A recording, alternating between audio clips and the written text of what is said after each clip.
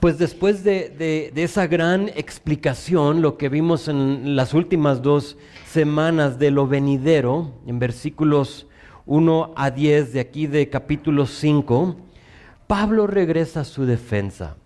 Recuerden, la razón, lo que está sucediendo aquí es que han acusado a Pablo de ser un fraude, de ser un hipócrita, de ser muchas cosas, la iglesia o personas en la iglesia en Corinto. Entonces, como respuesta a esas acusaciones, Segunda de Corintios fue escrita como una carta, no como para darle a alguien sobre la cabeza con su Biblia o con doctrina, sino como una carta de amor, en la cual Pablo iba a abrir su corazón y iba a derramar su corazón a ellos y decirles, este soy, o sea, esta persona soy. Esto hago, no tengo por qué mentirles, no quiero nada de ustedes. Y ese es el punto de esta carta. Entonces, diferente a todas sus otras cartas, esta es muy personal. En esta carta, Pablo es otra persona. Aquí no los corrige como en Primera de Corintios. Ustedes que estudiaron esa carta con nosotros sabes de lo que hablo. En esa carta sí se quitó los guantes y empezó a corregir, a hablar y a enfrentar los pecados realmente de la iglesia. Pero tampoco es esta una carta muy doctrinal, como quizás Romanos o Gálatas, donde ahí sí de veras enfrenta y toca unos temas muy teológicos, muy doctrinales. No es el Pablo pastor instruyendo a Tito o Timoteo como lo hace ahí en esas cartas. Esas cartas son más pastorales, es un pastor compartiéndole a otros pastores del ministerio, de lo que se van a enfrentar y todo eso, pero esta carta no es así. Aquí en esta carta es un Pablo transparente, es un Pablo honesto. Y creo que cuando has sido acusado de algo, no hay nada más poderoso que una vida transparente y abierta.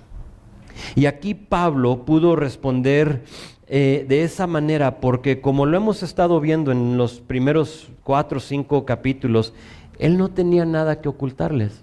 O sea, él literalmente puede decir, soy el mismo aquí en la carta que en persona.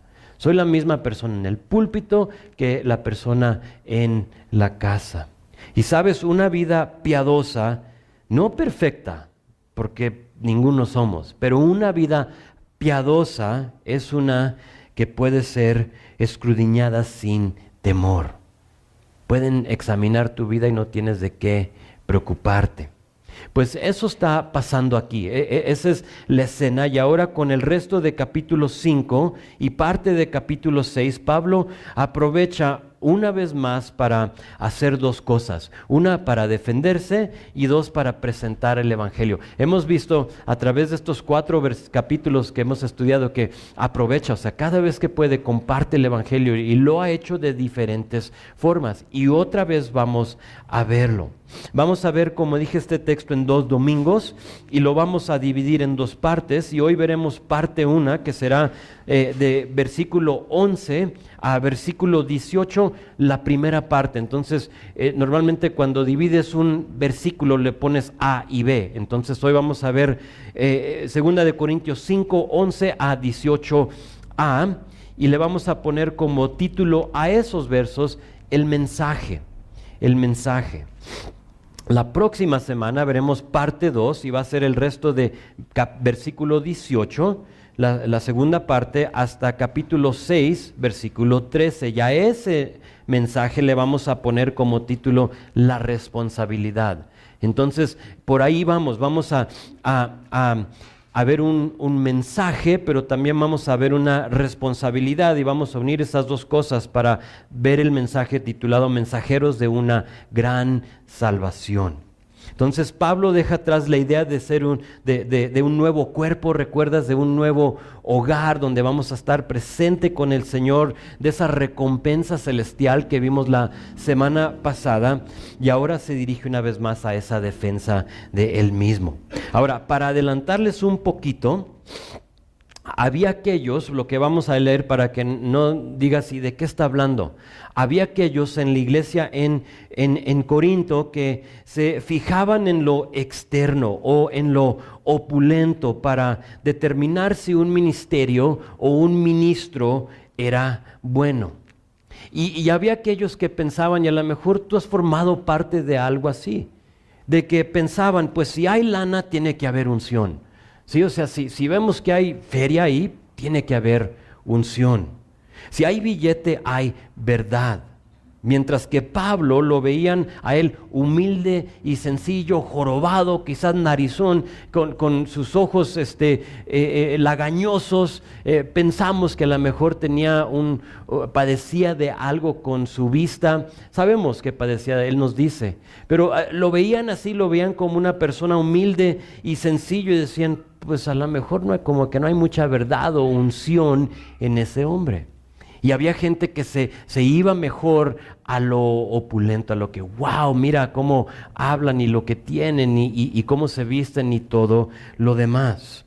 Y hoy veremos cómo Él se dirigió a estas personas para decirles, hey, todos nosotros simplemente somos mensajeros de una gran salvación. A final de cuentas, ese es el punto de la iglesia, de compartir esa gran salvación para que tú ahora puedas saber cuál es, para que ya después de eso tú puedas ir a compartirla.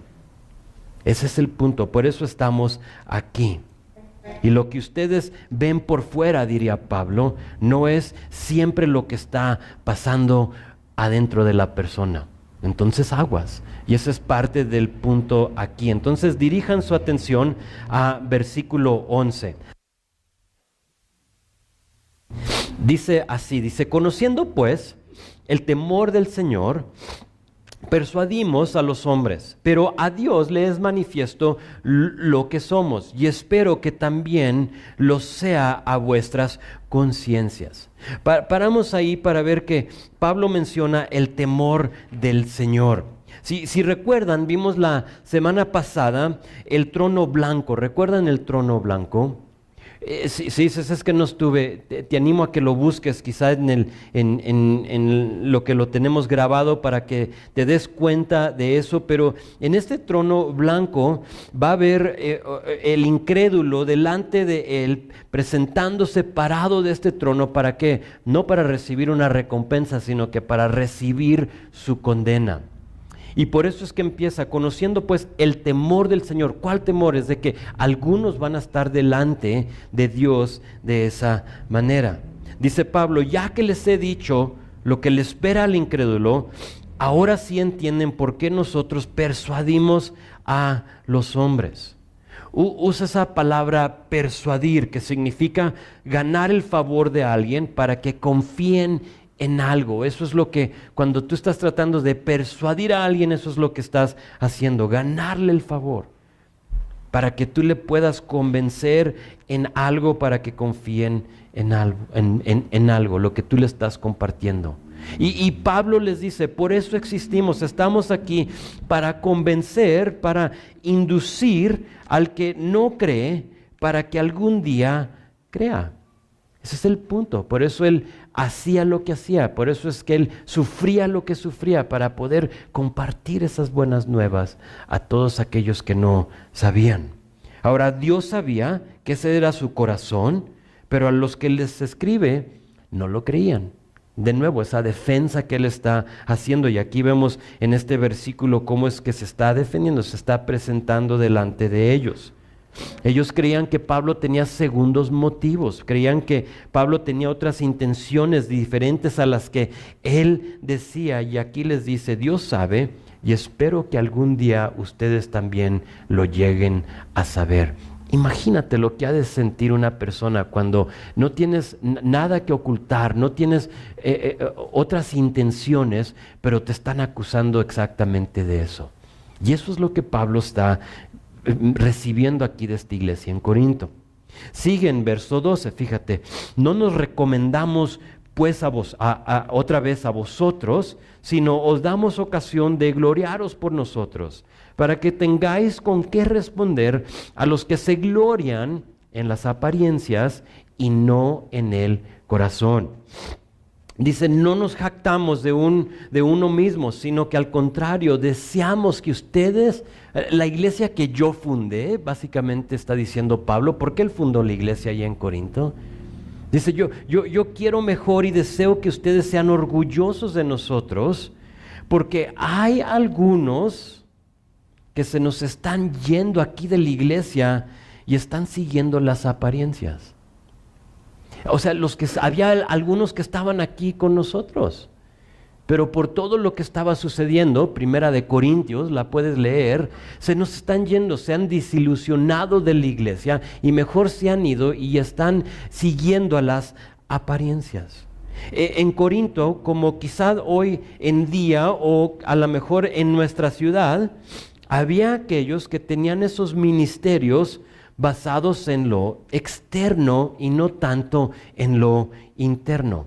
Las apariencias y no en el corazón. Había aquellos que se enfocaban y se preocupaban en verse bien por fuera, pero descuidaban al corazón del congregante. El enfoque no era ministrarle a la gente, sino que era más que la gente le ministre a ellos, y en general era a través del billete. Realmente nada ha cambiado en muchas iglesias. Entonces lo que pasaba es que había personas que en un tiempo se habían reunido con la iglesia allí en Corinto, pero que se dejaron, mejor dicho, seducir por este y otro tipo de ministerio. Allá se ve más grande, allá se ve más rico, allá se ve más padre y por lo tanto vamos para allá sin saber que estaban entrando a una trampa. Y eso es lo que está diciendo Pablo. Por eso les dice, para que tengáis con qué responder a los que se glorian en las apariencias y no en el corazón. O sea, lo que nosotros estamos compartiendo es para que ustedes puedan ir y ayudar a rescatar a aquellos que se nos han ido de aquí. Es decir, nosotros no llevamos ese tipo de ministerio, mientras que ven que algunos se les han ido y ustedes aquí acusándonos a nosotros. ¿Qué les pasa? Les está diciendo. O sea, yo quiero que mejor se glorien en nosotros, en que estamos sirviendo al Señor como se debe. Y en lugar de ayudar a aquellos que se nos han ido, ustedes acusándonos a nosotros. No se vale. Verso 13, porque si estamos locos, obviamente lo habían acusado de estar loco, es para Dios. Y si somos cuerdos, es para vosotros. Dice, si nos van a considerar como locos o destrampados, ¿ustedes ubican esa palabra? Si piensan que estamos destrampados, pues lo somos para Dios. Pero si nos ven como cuerdos, o cuerdos puede decir alguna persona que está como en sus 5 sentidos, pues también, bien, no pasa nada. Realmente eso no era de importancia para Pablo. Si alguien lo veía como loco, pues allá ellos. Y si lo veían como sano, pues igual. Pero esto sí nos diría Pablo, estamos locos, pero estamos locos para Dios y para nadie más. Y si te van a acusar de ser loco, que seas un fanático y un loco de Dios o para Dios. Verso 14, porque el amor de Cristo nos constriñe, pensando esto, que si uno murió por todos, luego todos murieron. Nos vamos a detener ahí para que vean la primera frase conmigo que dice, porque el amor de Dios nos constriñe. 2 palabras clave en esa oración. Ahora fíjate, una es la palabra de. Dice, el amor de Cristo nos constriñe. Noten, y es algo así como muy pequeño, pero es importante. Noten que no está diciendo el amor a o para Cristo nos constriñe o nuestro amor para Cristo nos constriñe. No, mi amor a Él, sino que su amor a mí. Eso es lo que está diciendo. Es su amor para con nosotros que nos constriñe. Algo cambia en nosotros cuando de veras nos damos cuenta de su amor por nosotros. Y me detengo aquí un momentito porque es importante. Esa verdad de más enfocarnos en su amor para nosotros que el nuestro para Él es una verdad fundamental para el servicio o para el ministerio. Nuestro servicio no va a ser duradero si lo queremos hacer o queremos servir porque lo amamos. Ahora, sígueme en este pensamiento, porque voy a hablar de eso ahorita en un momento. Mi amor a Él no se compara a su amor por mí. Yo debo servirle y darle todo mi esfuerzo, mi tiempo y mi talento porque Él todo lo dio por mí. Esa motivación sí dura, esa motivación sí aguanta. Y cuando examinamos la vida de Pablo y notamos todo lo que él sufrió, nos damos cuenta que lo soportó simplemente porque entendía que Jesús todo lo había soportado por él. Eso fue lo que lo constriñe. Ahorita vemos esa palabra. Casi como que oigo a Pablo razonar en su mente: Dios me amó de tal manera que colgó a su Hijo en la cruz para perdonar mi pecado. ¿A poco no puedo darle todo al que todo lo dio por mí? Sí, pero lo que empieza esto es el amor de Cristo para Él. Tiene que empezar ahí. Claro, diría Pablo, por eso sirvo, por su amor a mí.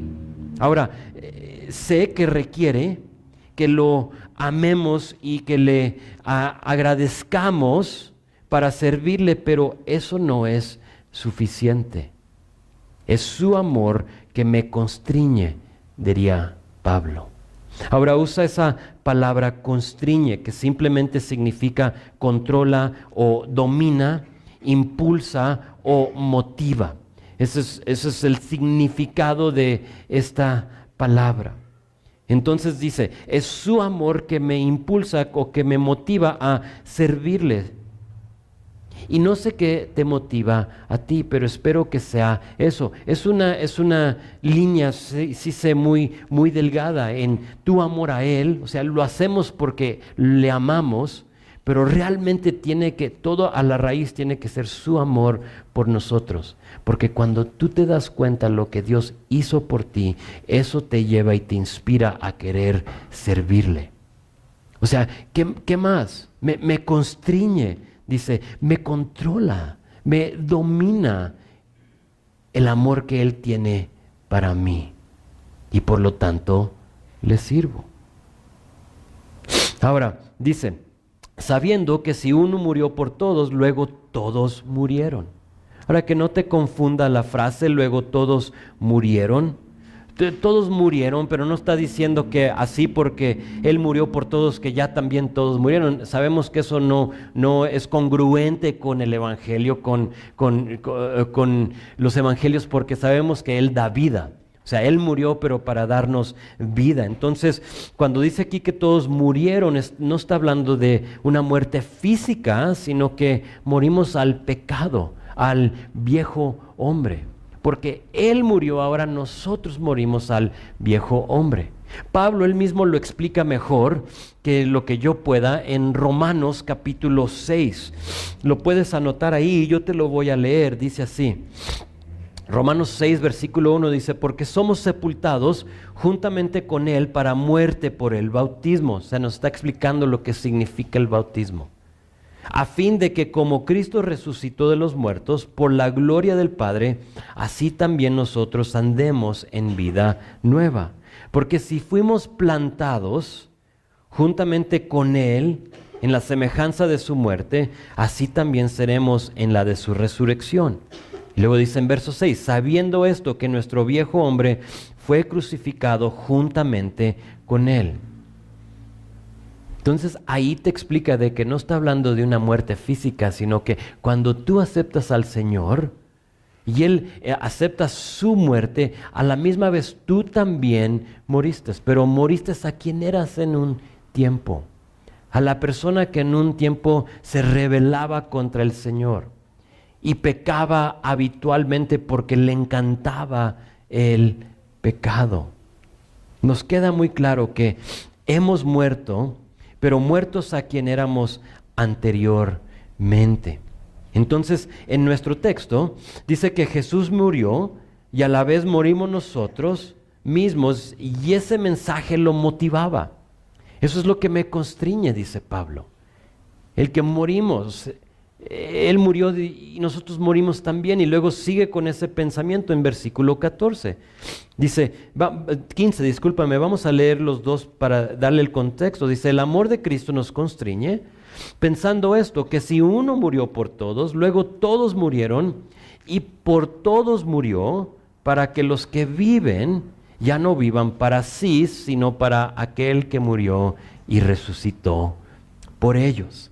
Aquí está el Evangelio. Ahí puedes tú compartirle a alguien esos versículos y ahí tienes el Evangelio. Fíjense, Él murió por todos y luego los que aceptaron vivieron, pero no para sí mismos, sino que para Él. Pero sabes, hay un problema con estos versículos. No con los versículos, sino que más con nosotros. ¿Sabes por qué? Porque muchos quieren la parte del versículo que dice, Él murió por mí. O sea, ¿quién no quiere eso? El perdón de su pecado por la eternidad, de que vas a estar con Él. Y muchos queremos eso. Oh, sí, yo acepto. Quizá tú en un tiempo dijiste, sí, yo acepto eso. Que Cristo murió por mí, pero como que no nos gusta la parte que dice, yo ahora vivo para Él. Decimos, espérame. O sea, me gusta que Él murió por mí, pero yo vivir por Él, como que yo quiero vivir por mí. Yo quiero hacer lo que yo quiero hacer. Recibimos una nueva vida, hemos sido perdonados, pero queremos seguir viviendo en el pasado, en el viejo hombre. Pablo diría en Romanos 12, versículo 1, dice, hermanos, les ruego por las misericordias de Dios, que presenten sus cuerpos en sacrificio vivo, santo, agradable a Dios, que es vuestro culto racional. Otra palabra para sacrificio, ahí menciona el sacrificio vivo. Otra palabra para sacrificio es ofrenda. Es ofrenda. Entonces, la idea es de vivir vidas ofrecidas a Él para su uso, para su gusto, para su gloria. Eso es como el Evangelio en su totalidad. Quizá preguntes, ¿y cómo se ve un sacrificio vivo? Porque si hablo de un sacrificio, creo que pues, lo vemos muerto, ¿no? Lo vemos ya que no se mueve, degollado, con la sangre derramada. Estamos hablando de lo que hacían los... O sea, estas son imágenes que ellos entendían en ese momento, porque los sacrificios estaban llevándose a cabo en el templo. Entonces él dice, así como hay sacrificios allá, mejor que sus vidas sean un sacrificio, pero un sacrificio vivo. O sea, quizá dices, eso quiero, pero ¿cómo lo hago? O sea, ¿cómo puedo ser un sacrificio vivo? Creo que es más fácil explicarlo por lo que no es un sacrificio vivo. Y te lo voy a explicar de esta manera. En verso 2 de Romanos 12, ahí donde habla de presentarnos como un sacrificio vivo en nuestros cuerpos, el segundo versículo de ahí, ese fue verso 1, verso 2 dice esto, no os conforméis a este siglo, sino transformaos por medio de la renovación de vuestro entendimiento. Entonces, un sacrificio vivo es uno que no se conforma a este siglo. ¿Y qué significa este siglo? Porque quizá dices, yo eso quiero, Pero ¿cómo sé cuál es este siglo? O sea, ¿cómo se ve este siglo? O sea, ¿cómo es que no me conformo a este siglo? Le tienes que escarbar un poquito más, y cuando tú lees Primera de Juan, capítulo 2, versículo 16, ahí describe este siglo para ti. Ahora, yo ya hice la tarea y te lo comparto. Puedes anotar ahí Primera de Juan 2:16 como este siglo, la definición de este siglo. Y este siglo es o son los deseos de la carne, los deseos de los ojos y la vanagloria de la vida. Ese es este siglo. Y así es como te puedes conformar o no conformar a este siglo. Entonces, ¿qué son los deseos de la carne? Los deseos de la carne, simplemente esa frase implica todo lo que atrae a nuestro apetito carnal, ¿sí? Lo pecaminoso y excesivo que satisfaga las necesidades físicas. Esos son los deseos de la carne, todo lo que atrae a tu apetito carnal. Y no quise dar ejemplos porque no quiero dejar a nadie en fuera, para que no digas, es que no lo mencionó el pastor. No, tú sabes lo que es, tú sabes cuáles son esas cosas, porque todos batallamos con diferentes cosas, ¿de acuerdo? Entonces, si batallamos con diferentes cosas, mejor tú con el Señor pregúntale o examina tu corazón. Dile, Señor, prueba y examina mi corazón y muéstrame cuáles son esas cosas de la carne, esos deseos de la carne en mi vida, porque varía con la persona. Pero entonces habló de los deseos de los ojos. Los deseos de los ojos es simplemente materialismo. Es codiciando lo que no tenemos, pero a la misma vez envidiando a aquellos que tienen lo que no tenemos. ¿Sí estás conmigo? Esos son los deseos de los ojos. Tú ves que alguien tiene algo que no tienes y lo quieres. Ese es el deseo de tus ojos. Aguas con eso. Aguas. Dale gracias a Dios por lo que tienes y también por lo que no tienes. Bien dijo Pastor Jaime Foot, dijo, si no lo tienes, no lo necesitas. Porque si Dios es un Dios bueno, y lo es, ¿de acuerdo conmigo? Entonces, si lo necesitabas, Él te lo daría. Pero porque no lo tienes, significa que Él dice y ha determinado que no lo necesitas. Entonces, si no lo tienes, no lo necesitas. No, pero es que yo necesito eso. Eso piensas tú. Eso piensas tú. Dios ve las cosas de otra forma. Y si no lo ves de esa forma tú, entonces vas a caer en conformarte a este mundo con los deseos de los ojos. Y toda cosa que tú veas que te atrae, dices, yo lo quiero, yo lo necesito, y vas a vivir una vida miserable. Porque quieres ser esta persona, un sacrificio vivo, pero no lo puedes ser, porque tienes esa batalla en ti. Pero habla de una más cosa, habla de la vanagloria de la vida. Y eso está definido por cualquier ambición que nos infla o que nos pone en el trono de nuestras vidas. En pocas palabras, es aquella cosa que toma el lugar de Dios en tu vida. Esa es la vanagloria de la vida. Fíjate en esto, para que veas cómo es de astuto el enemigo. Si tú lees cómo engañó el enemigo a Eva, te das cuenta que esas son las mismas 3 cosas que usó la serpiente para seducir a Eva. Son las mismas, léelo, búscalo y vas a ver que sí es. ¿Y sabes por qué? Porque seguimos siendo seres humanos seducidos por esas mismas 3 cosas, pero aquí están las buenas nuevas. En Cristo ahora podemos vivir por Él. No tienes que conformarte a este mundo. Y Pablo les dice, regresando a nuestro texto, dice, ese es el mensaje que estamos tratando de compartir con toda persona que nos escuche. Aquellos que se nos han ido para ver las apariencias y las cosas de estos otros lugares, ese es el mensaje. Paren de luchar con nosotros y mejor vamos a unirnos para compartir lo que ya sabemos. Y luego verso 16, fíjate. De manera que nosotros de aquí en adelante a nadie conocemos según la carne. Y aun si a Cristo conocimos según la carne, ya no lo conocemos así. Siendo que el viejo hombre había muerto, ahora Pablo dice, preferimos conocer, o esa palabra conocer es descubrir o percibir a los demás según el Espíritu y no la carne. No queremos ver a la gente según la carne. Esto es exactamente lo que estaban haciendo con él. Por lo que él había dicho que no cumplió, y sabemos que él les había dicho, y no sé por qué se apegaron a esto, pero él les había dicho en su primera carta, voy a llegar a ustedes, y luego de ahí me voy a ir para acá, voy a regresar y me voy a ir de ahí, pero sabemos por qué, ya nos lo explicó, no llevó esa misma ruta y lo están acusando. O sea, me están acusando en la carne y no en el espíritu. Y luego para explicar lo que dice, da el ejemplo de Cristo. Dice, así como conocimos a Cristo en la carne, mientras Cristo todavía tenía vida, ahora dice, así como Él lo conoció en la carne. Sabemos que no fue uno de sus discípulos, Pablo, pero sin duda, porque Pablo estuvo en Jerusalén y en las áreas donde Jesús predicó, sin duda Él lo vio en la carne.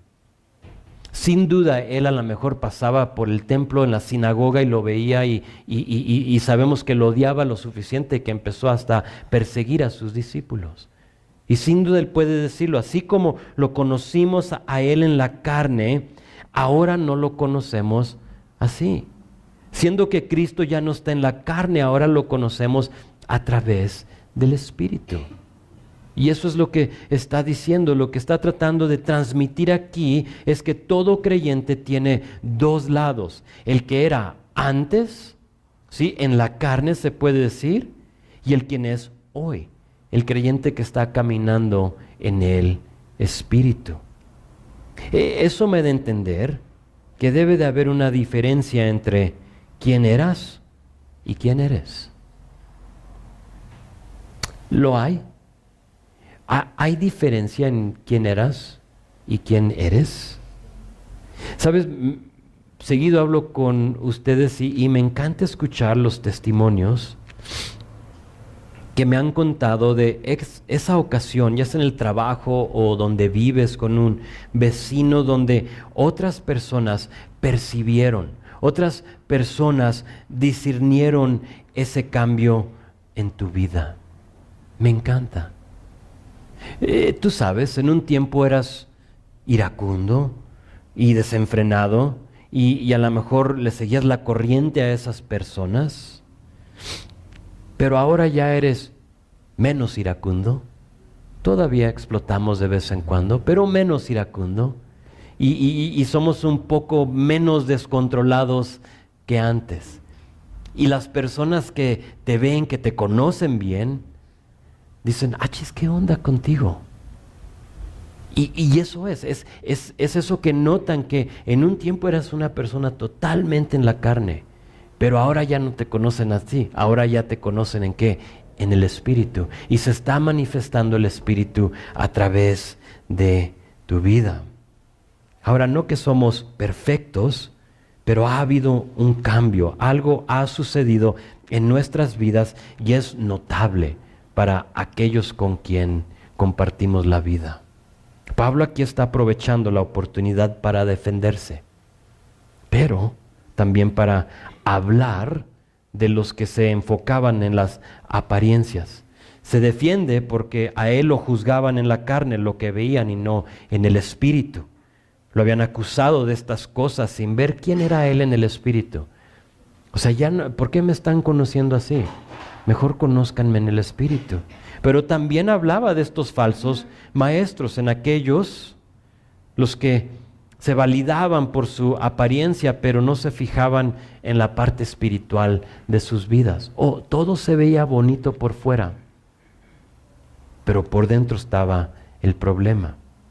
Pablo dice, de aquí en adelante ya no vamos a ver a alguien según la carne, sino que en el Espíritu. ¿Pero por qué? ¿Por qué? por verso 17. De modo que si alguno está en Cristo, nueva criatura es. Las cosas viejas pasaron, he aquí todos son hechas nuevas. Y luego verso 18, y todo esto proviene de Dios que nos reconcilió consigo mismo por Cristo. Empiezo con versículo 18. Dice, este es nuestro mensaje, que Dios ha reconciliado a su creación consigo mismo. Y el que en un tiempo caminaba en la carne, ahora puede caminar en el Espíritu. El que en un tiempo vivía para la carne, ahora puede morir a la carne en Cristo para ahora vivir en el Espíritu, vivir por Él. Esto proviene de Dios que nos reconcilió consigo mismo por Cristo. Dios nos amó de tal manera que aunque no le correspondía actuar, actuó. No le correspondía. Según Primera de Juan 2:2, Dios tomó a su Hijo y lo entregó en la cruz, fíjate, como propiciación de los pecados de todo el mundo. Propiciación, esa palabra es apaciguar. Es decir, que el sacrificio de Jesucristo apaciguó la justa ira de Dios. Merecíamos una eternidad separada de Él, pero Él nos reconcilió consigo mismo. Ese es el Evangelio. Si has intentado compartirlo de otras formas, trata eso. Intenta eso. Compártelo de esa manera, porque nunca fue la intención de ser un mensaje de prosperidad o de ganancia en esta vida. Discúlpame si a ti te lo compartieron de esa manera. Tú llega a los pies de Cristo y verás que Él te va a dar todos los deseos de tu corazón, sabiendo que nuestro corazón es pudrido. Y luego nos atraen de esa manera sin realmente saber que ese versículo lo han tomado fuera de contexto. Pero es que eso predica bien. O sea, puedes llenar iglesias compartiendo ese tipo de... O sea, ¿quién no quiere los deseos de su corazón? Creo que todos, ¿no? Y si decimos eso, o sea, tú nomás ven a Cristo y te vas a ganar todo lo que tú quieras. Y tú declara al otro esto y decreta y vas a ver que Dios te lo va a dar. Y se llenan las iglesias. Pero ¿sabes? Lo que nos ganamos, nos lo ganamos en la eternidad. Eso es. Nuestra ganancia no es en este mundo. Prosperamos, sí, pero en la eternidad. Aunque Dios es tan bueno que aún nos bendice en este mundo. Aún nos bendice aquí. Ese es nuestro mensaje. Y ya siendo que todo eso es verdad, vean lo que pasa con una persona que se rinde y acepta a Dios. Versículo 17. De modo que si alguno está en Cristo, nueva criatura es, las cosas viejas pasaron, he aquí todos son hechas nuevas. Vamos a concluir viendo lo que significa este versículo, porque es uno de los más famosos, es uno de los versículos que nos memorizamos, creo que Navegantes es parte de los versículos que nos vamos a memorizar, pero les llamo la atención a lo que dice al principio. Dice, de modo que si alguno está en Cristo, nueva criatura es. Fíjate en esa frase, nueva criatura es. La palabra criatura es una palabra muy interesante porque significa esto, la acción o el acto de fundar, establecer o construir. Es el acto, alguien construyendo, alguien que está poniendo un fundamento nuevo. Entonces aquí, el que está en Cristo, el que acepta al Señor, ha sido fundado, establecido o construido de nuevo. Y no sé tú, pero yo cuando llegué a Cristo, yo necesitaba una nueva construcción. Yo había edificado algo sobre un fundamento que no era bueno, y más allá tenías solo como algo en obra negra, o sea, no estaba ni bonito, todavía ni lo enjarraba, ni tenía ventanas, y veo lo que yo había edificado sin el Señor y digo, necesito una construcción nueva. Antes de Cristo yo había construido sobre algo inestable y vulnerable, y quizá tú también. Dios promete hacernos nuevos, una nueva construcción en Él, pero aquí está la cosa. ¿Lo dejamos construir o no? Lo estamos dejando construir sobre esa nueva fundación que Él quiere para nosotros. Nuevos lo somos, eso lo sabemos, pero criatura, lo que se construye de ahí en adelante depende del acceso que le demos a nuestra vida. Ya tú decides si va a ser algo bonito, si vas a dejar que Él construya sobre tu vida. Para algunos, su señorío es nuestro problema. Ese es tu problema. Hemos recibido perdón, hemos recibido esa fundación nueva, pero queremos seguir con la antigua construcción. Y decimos, pero Señor, es que batallé tanto para erigir esta cosa y pues míralo. ¿Y por qué no mejor tú, Señor, ya ahí donde yo ya llevo la construcción, mejor como que tú ponle otro piso y pon ahí lo que tú quieras, hazle una habitación, hazlo más bonito, pero deja ahí esa misma construcción. Te animo a que dejes que Dios tumbe esa obra negra que era tu vida y que empiece de nuevo. Dale lugar a Dios en tu vida. A final de cuentas, Él es el que te reconcilió a Él. Y eso requiere que tú le des el señorío. Señor, yo soy tuyo. Entonces, porque soy tuyo, aquí está mi vida. Haz lo que tú quieras con ella.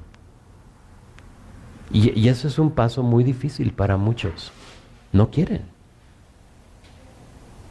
Pero así vas a tener algo nuevo, pero en una construcción vieja. Y no sirve. Para otros, quizá el problema no es su señorío, sino, o sea, Señor, aquí está mi vida, pero sino que para ti es el resto del versículo. Dice, las cosas viejas pasaron, he aquí todas son hechas nuevas. Y quizá tú estás aquí y estás batallando con la verdad de que Dios te quiere tanto que se ha olvidado de tu pasado, las cosas viejas, de lo que sucedió en tu vida anteriormente. Este versículo nos confirma que Dios perdona y olvida. Entonces, si Él lo hace, ¿por qué nosotros no? Él perdona y olvida. Te animo a caminar en la verdad de que todo es nuevo. Él se ha olvidado de todo.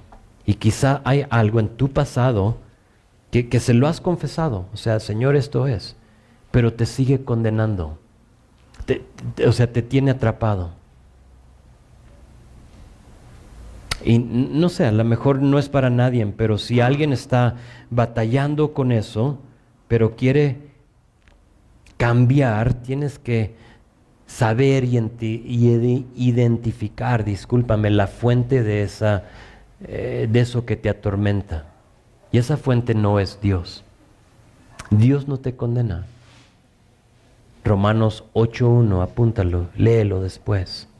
Dios no te condena. Primeramente tienes que saber que no es de Dios. Verso 17 te lo confirma. Las cosas viejas han pasado y Él ha hecho todo nuevo. Se ha olvidado de eso. Entonces, si no es de Dios, ya puedes saber que es del enemigo. Y uno de los nombres de Satanás es el acusador de los hermanos. Y eso quiere hacer Él. Él te quiere acusar y te quiere seguir acusando y quiere decir que lo que sucedió en ti no fue real. Y así acusa y te pido y te ruego que no le prestes atención al que te quiere acusar y que mejor escuches al que te quiere renovar. Amén. Hay uno que te quiere renovar y ese es Dios, pero hay otro que te quiere acusar. Y este versículo, lo popular que es y lo hermoso que es, básicamente te está diciendo eso. Tenemos a un acusador, pero a la misma vez tenemos a un redentor y su nombre es Jesucristo. Entonces, para poder ser mensajero, ¿te acuerdas que dije que el título es mensajero de una gran salvación? Para saber o para poder ser mensajero de esta gran salvación, tenemos que hacer dos cosas. Tenemos que, uno, saber cuál es el mensaje y dos, vivirlo. Porque puedes tú tener y saber cuál es ese mensaje, pero no estar viviéndolo. Y de nada te sirve. Ambas cosas se requieren. Que sepas cuál es el mensaje y que lo estés viviendo. Amén.